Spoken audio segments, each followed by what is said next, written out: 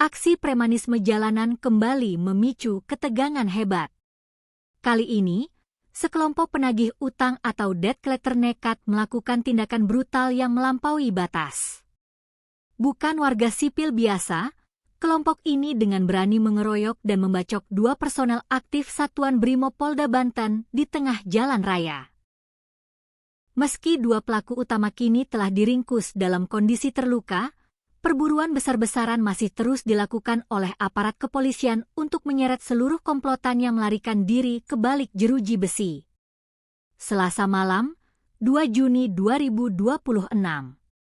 Sekitar pukul 10 malam, Jalan Raya Serang Cilegon kilometer 3,5, Kelurahan Drangong, Kota Serang, mendadak mencekam. Insiden berdarah ini bermula saat sekelompok debt collector mengadang dan mencoba menarik paksa mobil milik salah satu anggota Satbrimob Polda Banten. Upaya penarikan sepihak tersebut langsung memicu adu argumen yang sengit. Situasi di lokasi kejadian berlangsung sangat tegang hingga menarik perhatian warga sekitar. Di tengah kepungan amarah, salah satu oknum debt collector tiba-tiba mengambil sebuah kapak dari dalam mobil Toyota Fortuner hitam milik mereka. Tanpa ragu, senjata tajam itu diayunkan secara membabi buta, menyerang 2 personel Brimob yang berada di lokasi. Akibat serangan brutal menggunakan senjata tajam tersebut, 2 anggota Satbrimob Polda Banten mengalami luka yang sangat serius dan harus dilarikan ke rumah sakit. Korban pertama, Bribda M. Fajar Dwi, menderita luka bacok parah pada bagian kepala dan tangannya.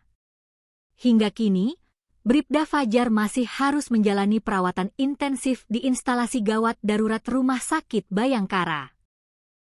Sementara rekan sejawatnya, Bribda Ahmad Yani, mengalami pendarahan hebat pada bagian hidung dan kaki, serta mengalami dislokasi pada bahu kirinya akibat hantaman benda tumpul. Bribda Ahmad Yani saat ini tengah dirawat di Rumah Sakit Derajat Prawira Negara Serang. Darah yang tertumpah di jalanan langsung memicu respons cepat dan tegas dari Korps Baret Biru. Usai menerima laporan, sedikitnya 30 personel Satbrimob Polda Banten langsung diterjunkan ke lokasi kejadian untuk melakukan penyisiran dan pengejaran kilat. Kelompok pelaku diketahui melarikan diri menggunakan 2 unit mobil Toyota Fortuner berwarna hitam dengan nomor polisi B2164BJB dan D1213ADN. Komplotan ini sempat bermanuver melarikan diri ke arah pusat kota Serang, sebelum akhirnya memutar balik menuju kawasan di depan markas Grup 1 Kopassus untuk bersembunyi dari kejaran petugas. Kerja keras kepolisian mulai membuahkan hasil. 2 orang debt collector yang diduga kuat terlibat langsung dalam pembacokan, kini berhasil diamankan. Mereka adalah Philip Darman, berusia 30 tahun, dan Julianus Sylvester Bedana N, berusia 40 tahun. Saat ini, keduanya masih harus menjalani perawatan medis di Rumah Sakit Derajat Prawira Negara sebelum diperiksa intensif oleh penyidik.